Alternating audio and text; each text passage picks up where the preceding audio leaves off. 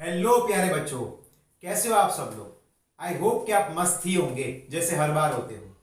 तो जैसे कि आप जान रहे हो कि हमने चैप्टर नंबर 1 शुरू किया है जो है सॉलिड स्टेट, और यही चैप्टर के हम लोग ने 3 लेक्चर कंप्लीट कर लिए हैं। और ये 3 लेक्चरों में हम लोग ने ये देखा कि यूनिट सेल कितने होते हैं और कैसे होते हैं। हमने ये देखा सॉलिड स्टेट के टाइप क्या है।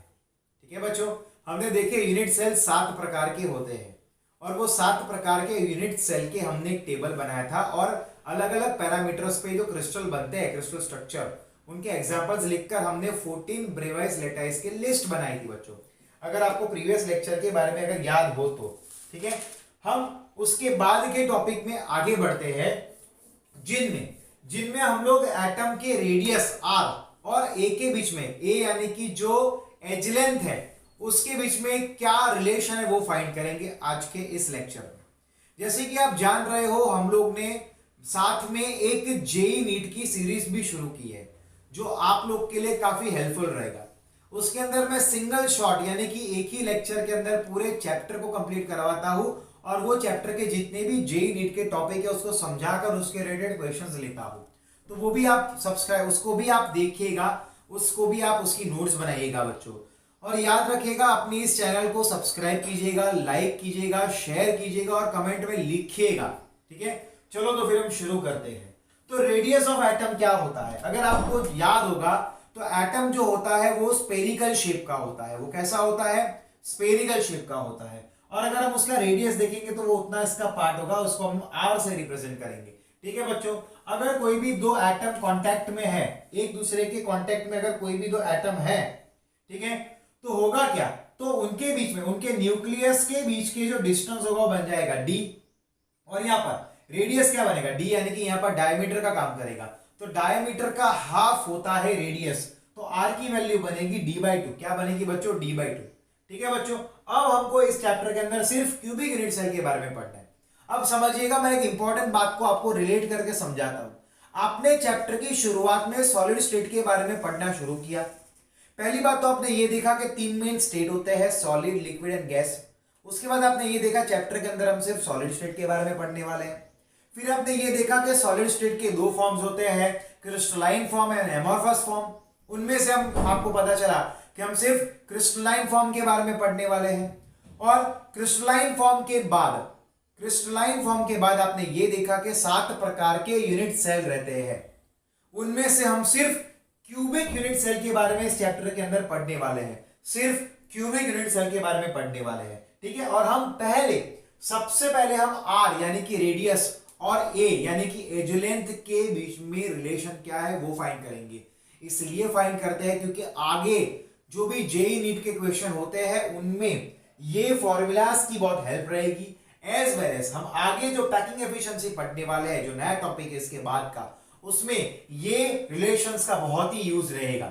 चलिए तो फिर शुरू करते हैं इंटरेस्टिंग टॉपिक को। आज के टॉपिक बहुत ही ज्यादा इंटरेस्टिंग है। ठीक है बच्चों, सिंपल क्यूबिक यूनिट सेल।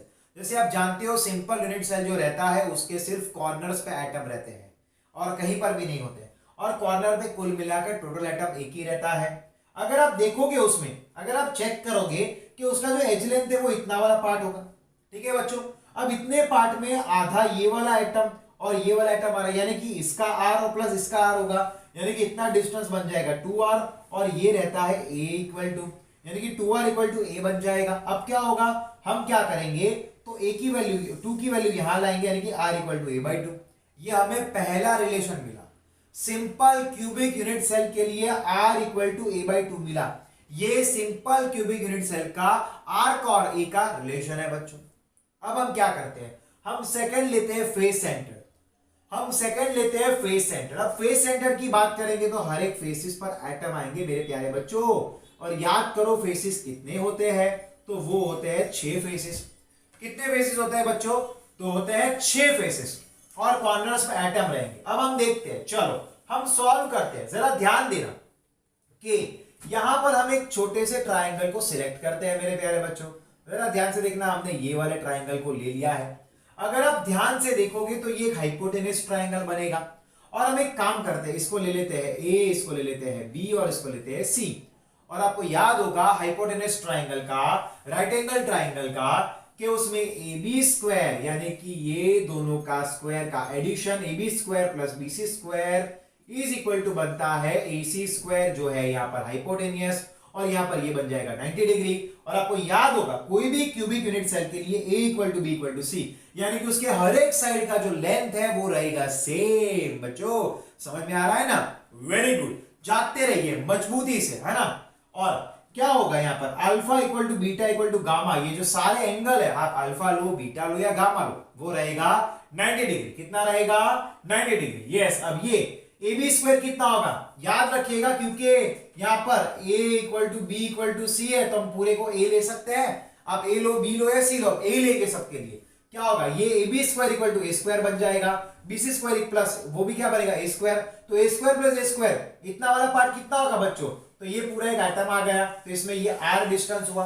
फिर फेस का एक आइटम आएगा यूं, तो ये एक और आ रहा है, 2 आर आ गए, फिर ये वाला एक और आया 3 आर आएगा, और यहाँ पर ये एक और आइटम आ जाएगा, तो ये R plus R 2 R plus R 3 R plus R 4 R is equal to 4 R का स्क्वायर बनेगा।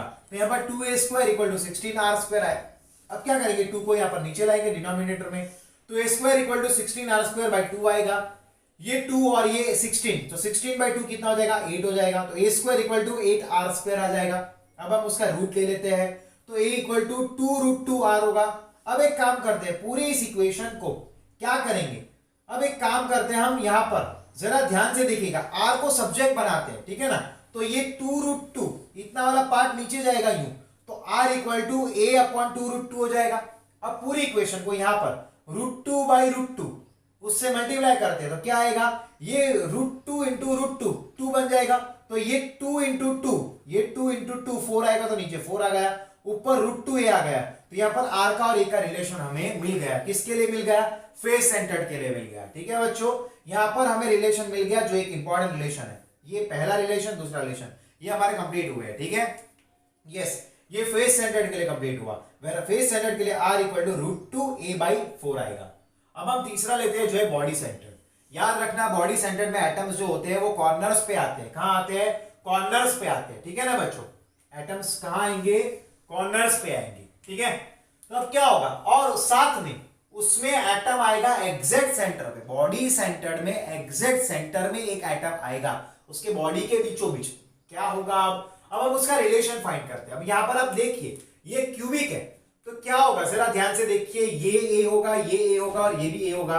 आप वहां से यहां का कॉर्नर यानी कि आपके रूम में ऊपर वाले कॉर्नर से लेकर ये नीचे वाले कॉर्नर तक का डिस्टेंस चेक करोगे, तो क्या होगा, यहां पर भी क्या बनेगा 4 आर स्क्वायर, क्योंकि वो भी 4 आर स्क्वायर होगा, क्योंकि यहां पर ये बन जाएगा इतना एक एटम, फिर बीच में एक एटम और एक ये वाला एटम बनेगा। क्या होगा, ये R plus R 2 R plus R 3 R 3 R plus R 4 R, तो 4 आर का square equal to A square plus B square plus C square. लेकिन ये a equal to B equal to C है, तो A square plus A square आएगा, यानी कि इसका भी ये, इसका भी ये और इसका भी ये आएगा। तो क्या होगा, A square plus A square plus A square, तो 16 R square equal to 3 A square आएगा। अब हम क्या करेंगे, तो जरा ध्यान से देखिएगा, 16 को नीचे ले जाते हैं, तो आर स्क्वायर इक्वल टू क्या आएगा, R square equal to 3 upon 16 A square, पूरे का रूट लेते हैं, R equal to under root 3a by 4। ठीक है, तो यहां पर ये आर का और ए का रिलेशन मिला फॉर द बॉडी सेंटर। तो यहां पर अगर आप ध्यान से लिखोगे तो हमें तीनों तीन यूनिट सेल के रिलेशन मिल गए। हमें यहां पर कहीं पर भी एंड सेंटर्ड का रिलेशन फाइंड करना नहीं है बच्चों। तो यहां पर सबसे पहले आपको simple unit cell cubic unit cell का क्या मिला, आपको रेशियो और आई मीन के आर एंड ए का relation R equal to A by 2। Body centred sorry face centred के लिए R equal to under root A by 4 and body centred के लिए R equal to under root 3 A by 4। याद रखिएगा face centred के लिए 2 root यानी कि रूट 2 ए बाई 4, तो फिर बॉडी के लिए रूट 3, 2 के बाद क्या आएगा 3 आएगा, रूट 3 ए बाई 4। तो यहां पर हमारा ये रिलेशन खत्म हो। अब हम एक नया टॉपिक शुरू करेंगे जो बहुत ही ज्यादा इंपॉर्टेंट टॉपिक है, और इसके अंदर से ये जो फॉर्मूलाज आप पढ़ रहे हैं उनमें से बने हुए इक्वेशंस, उनमें से बने हुए न्यूमेरिकल्स जो आते हैं, जेई में आते हैं, नीट में आते हैं, गुजसेट में आते हैं, और बोर्ड की एनसीईआरटी एग्जाम्स जो रहती है बोर्ड की, गुजरात बोर्ड की, सीबीएसई बोर्ड की, उसमें भी पूछते हैं। तो ये सारे बहुत ही इजी कर लिया मैंने। अब आपको इसकी वजह से पैकिंग एफिशिएंसी बहुत ही इजी लगेगा बच्चों, बहुत इजी पड़ेगा। लेकिन ये पैकिंग एफिशिएंसी क्या होता है समझिए। आप एक काम करते हैं, पैकिंग एफिशिएंसी समझने के लिए आप ये समझिए कि आपको एक शू का बॉक्स दिया हुआ है, और उस शू के बॉक्स में आपने बहुत सारे क्रिकेट बॉल के आकार के बॉल यानी कि क्रिकेट बॉल को ही रख दी है। लेकिन आप जानते हैं कि क्रिकेट बॉल्स जो रहते हैं वो स्पेरिकल शेप के रहते हैं, तो वो मस्त तरीके से पैक तो हो जाएंगे, लेकिन उनमें बीच में कुछ जगह बचेगी, उन जगह को हम लोग बोलते हैं वॉइड। क्या बोलते हैं बच्चों? उसको हम बोलते हैं वॉइड। ध्यान से देखिएगा, उन जो स्पेस रह जाती है बच्चों उनको हम वॉइड बोलते हैं। आपने सही तरीके से अच्छे तरीके से उनको अरेंज तो कर दिया, लेकिन उसको जो टोटल जगह मिली है उन क्रिकेट के बॉल ने उस पूरी जगह को, उस पूरे शू के बॉक्स के अंदर जितनी जगह है उसको पूरी तरह से ऑक्यूपाई नहीं किया। यानी कि आपको यहाँ पर उसकी एफिशिएंसी फाइंड करनी है। एफिशिएंसी यानी कि उसने कितने परसेंट जो टोटल जगह जो मिली है उनमें से कितनी परसेंट जगह उसने ऑक्यूपाई की है बच्चों। समझ में आ रहा है ना? यस, जागते रहिए। क्या होगा? कितनी जगह उसने ऑक्यूपाई की है, हमें वो चेक करना है। चलिए, तो उसकी फॉर्मूला क्या होगी? Packing efficiency is equal to volume occupied by atom. पूरे उसमें कितने एटम, एटम ने कितना वॉल्यूम ऑक्यूपाई किया, divide by total volume of the unit cell. पूरे यूनिट सेल के अंदर कि उसका टोटल कितना वॉल्यूम है, मल्टीप्लाई बाय 100। याद रखना, आपको जब भी कोई भी चीज का वैल्यू परसेंटेज में लाना है, आपको जब भी कोई भी चीज का वैल्यू परसेंटेज में लाना है तब आप उसको 100 से मल्टीप्लाई करते हो, क्योंकि परसेंटेज खुद क्या बोलते हैं, परसेंटेज में खुद 100 आता ही है बच्चों। समझे कि नहीं? और पैकिंग फ्रैक्शन भी कभी कभार पूछते हैं, तो that is equal to P by 100। Packing efficiency divide by 100 करो। चलिए, सबसे पहले हम लोग पैकिंग एफिशिएंसी फाइंड करते हैं सिंपल क्यूबिक यूनिट सेल का। सबसे पहले हम करते हैं सिंपल क्यूबिक यूनिट सेल का। याद रखिए, उसका जो एज लेंथ होता है दैट इज इक्वल टू ए। अब आप उसकी कोई भी साइड ले लीजिए, कोई भी एज ले लीजिए, सबकी लेंथ यही रहेगी, क्योंकि हम लोग क्यूबिक यूनिट सेल के बारे में पढ़ रहे हैं बच्चों। क्यूबिक यूनिट सेल के बारे में पढ़ रहे हैं। क्या होगा? Volume is equal to A cube आएगा। वॉल्यूम क्या आएगा? ए क्यूब आ जाएगा बच्चों। ठीक है, तो ए क्यूब, अब ए यहां पर ए की वैल्यू कितनी है, 2r जितनी है। आगे लिखा था ना, ये रहा 2r जितना, यहां से मिला हमको, तो वो वैल्यू है 2r जितनी। तो हम क्या करेंगे, 2r का यहां पर क्यूब लिया, 8r क्यूब आया। अब ये सिंपल यूनिट सेल का जो हमने आगे गिना था कि उसका रैंक क्या बनता है बच्चों, उसका रैंक क्या बनेगा, तो उसका रैंक बनेगा 1, यानी कि पूरे उस यूनिट सेल में सिर्फ एक ही टोटल एटम आएगा। ठीक है, याद आ रहा है ना? क्योंकि 1/8 पार्ट आता है एटम का, 1/8 पार्ट आता है एक एटम का, यानी कि एक कॉर्नर में, ऐसे कितने कॉर्नर है, 8 कॉर्नर है, याद करिए, एक ही एटम आता है, तो उसका रैंक बनता है सिंपल क्यूबिक का 1। अब गिनते हैं packing efficiency. Total volume occupied by the atoms कितना, एक वॉल्यूम है, ये एक एटम है, तो एक एटम का वॉल्यूम कितना होगा, 4/3 पाई आर क्यूब होगा प्यारे बच्चों, है ना? तो ये टोटल वॉल्यूम हुआ उसका, तो 4/3 पाई आर क्यूब ये टोटल वॉल्यूम है एटम का। और पूरे उस क्यूब का कितना वॉल्यूम बना, तो बना ये रहा 4r क्यूब। तो डिवाइड किया, इसको हमने कट किया, r क्यूब कट हो गया, 4 यहां पर कट, यहां पर 2 हो जाएगा 8 का। ठीक है, और यहां पर आपको टोटल वैल्यू, फाइनल वैल्यू मिलेगा 52%। और 100 में से माइनस करेंगे तो हमें उसका एम्प्टी स्पेस मिल जाएगा। क्या मिल जाएगा? Empty space. अब यही वैल्यू को 100 से डिवाइड कर दो, यानी कि आपको पैकिंग फ्रैक्शन मिल जाएगा बच्चों। यहां पर पैकिंग फ्रैक्शन मिल जाएगा। देखिए बच्चों, एंड सेंटर्ड के लिए याद रखना, हमने इसका रिवीजन तो वैसे भी कर लिया अभी। याद रखना, जब भी आप क्यूबिक यूनिट सेल पढ़ते हो उसके लिए एंड सेंटर्ड पॉसिबल नहीं है, इसलिए हमने ये 3 के ही गिने, simple, face centred and body centred. इसलिए उसकी जरूरत नहीं, क्योंकि एंड सेंटर्ड उसका एग्जांपल है ही नहीं। उनके क्यूबिक यूनिट सेल के 3 ही एग्जांपल है, वो है simple cubic unit cell, face centred and body centred. जो हम यहां पर हमें ये तीनों के पैकिंग एफिशिएंसी फाइंड करना है। इनमें से हमने सिंपल क्यूबिक का पैकिंग एफिशिएंसी फाइंड कर लिया। अब हम face centred and body centred unit cell का पैकिंग एफिशिएंसी फाइंड करेंगे। लेकिन पहले आप एक काम करिए, इसका पूरे का स्क्रीनशॉट ले लीजिए और फिर उसको नोट डाउन कीजिएगा। क्या करिएगा? नोट डाउन कीजिएगा। ठीक है, आप उसको नोट डाउन कीजिएगा। पैकिंग एफिशिएंसी कंप्लीट किया है, अब रहे हैं 2, उनमें से एक है फेस सेंटर्ड पैकिंग, उसका पैकिंग एफिशिएंसी, एंड एक है बॉडी सेंटर्ड का पैकिंग एफिशिएंसी। याद करिए, फेस सेंटर्ड के लिए यहां पर रैंक क्या होता है उसका, 4 होता है, यानी कि उस फेस सेंटर्ड यूनिट सेल में टोटल एटम रहते हैं 4। ठीक है, तो उसका रैंक बनेगा 4। तो volume of the unit cell कितना होगा, तो ए क्यूब होगा, क्योंकि लेंथ ब्रेथ हाइट सब कुछ ए ही है, यानी कि A equal to B equal to C है यहां पर।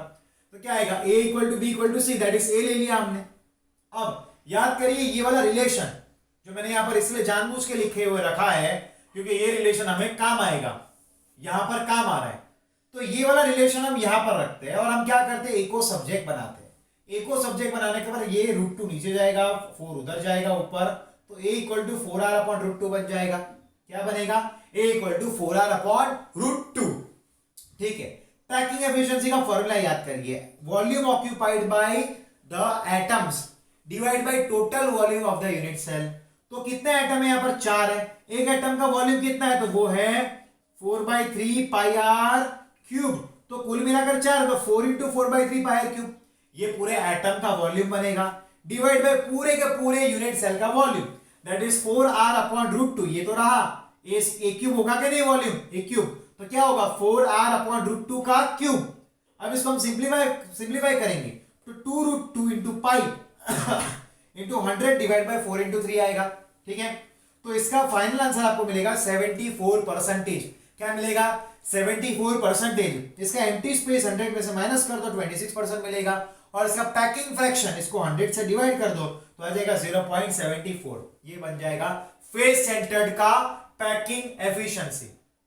अब लेते हैं बॉडी सेंटर्ड की पैकिंग एफिशिएंसी। अब बॉडी सेंटर्ड में आपको याद होगा कि उसका जो रैंक होता है वो होता है 2। कितना होगा उसका रैंक, 2 रहेगा। चलिए, तो उसके आर की वैल्यू कहां गई, ये रही वैल्यू, वो हम यहां पर रखते हैं, r equal to √3 a upon 4। हम को सब्जेक्ट बनाते हैं तो ये 4 उधर जाएगा, √3 नीचे आएगा। ठीक है, तो a equal to 4r upon √3 आ गया। ठीक है, volume of the unit cell, unit cell का वॉल्यूम क्या आएगा, इसके पूरे का cube, that is 4r bye √3 का क्यूब।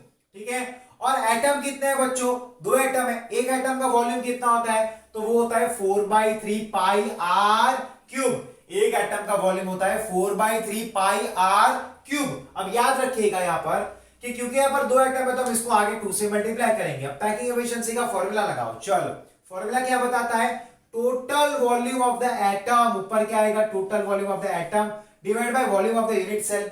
तो कितना है total volume, 2 into 4/3 pi R cube divide by इसके यूनिट सेल का volume, that is 4r upon √3 का क्यूब। ठीक है, मल्टीप्लाई बाय 100। अब उसको सिंप्लीफाई करिए, क्या मिलेगा, पाई के वैल्यू क्या रहते हैं, याद रखिएगा, पाई इज इक्वल टू आप 22/7 भी लगा सकते हो, या फिर आप उसकी वैल्यू 3.14 भी लगा सकते हो। ये दोनों वैल्यूज पॉसिबल है बच्चों, है ना, समझ में आ रहा है, मजा आ रहा है ना।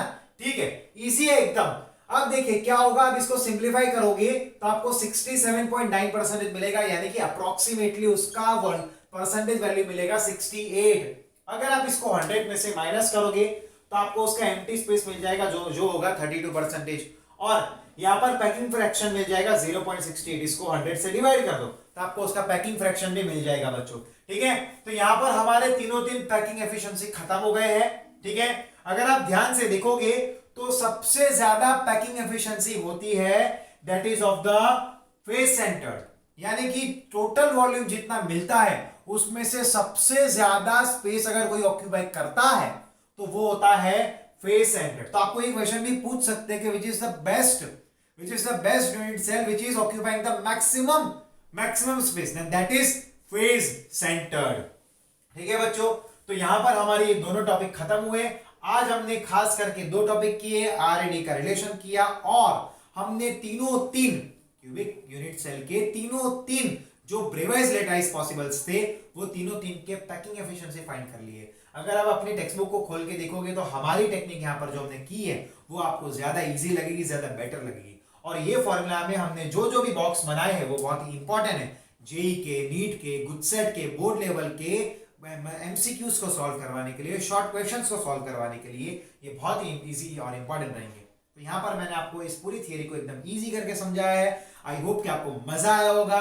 मजा आया है तो आप सब्सक्राइब कीजिए, लाइक कीजिए, कमेंट कीजिए, अपने फ्रेंड्स से शेयर कीजिए, पूरे का स्क्रीनशॉट लेकर एक बार लिखिए और मुझे फोटो ड्रॉप कीजिए। मेहनत कीजिए मस्त रिजल्ट आने के लिए। अब आपके पास आपके अगले साल मार्च में आपकी बोर्ड एग्जाम होगी। अब आपके पास कुल मिलाकर 11 महीने बचे हैं। अगर ये 11 महीने में आपने कुछ कर दिखाया, कुछ मेहनत सही ढंग से की, तो आपका बहुत ही अच्छा रिजल्ट आएगा। साथ में अगर आपके आगे के टॉपिक अगर बाकी है तो मैंने अलग एक प्लेलिस्ट बनाई है 12th वालों के लिए, आप उसको चेक भी करिएगा। और जेईई नीट के जो अलग प्लेटफॉर्म से मैंने एक अलग प्लेलिस्ट बनाई है उसको भी आप देखिएगा और सब्सक्राइब जरूर कीजिएगा बच्चों। ठीक है, take care, bye and be happy.